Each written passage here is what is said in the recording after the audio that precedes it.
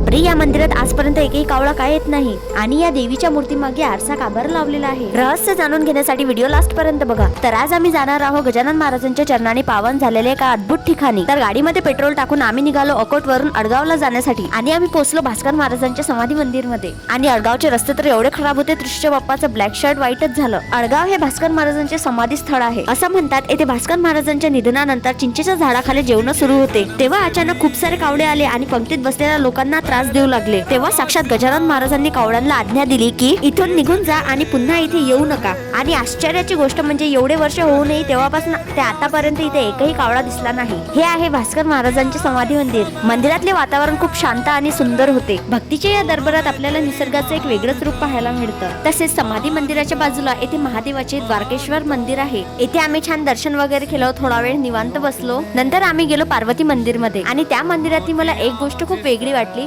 जी आहे या मूर्ती मागचा आरसा. मी तर आजपर्यंत कधी देवीच्या मूर्ती मागे आरसा बघितला नाही. तर तुम्हाला माहित आहे का या मागचं काही रहस्य? तर माहित असल्यास मला कमेंट मध्ये नक्की सांगा. तर मंडळी, लाईक, शेअर आणि फॉलो करायला विसरू नका हा. आणि तुम्हाला या मंदिराचं रहस्य कसं वाटलं मला कमेंट मध्ये नक्की सांगा. आणि लवकरच भेटूया पुढच्या ब्लॉग मध्ये. तोपर्यंत श्री स्वामी समर्थ.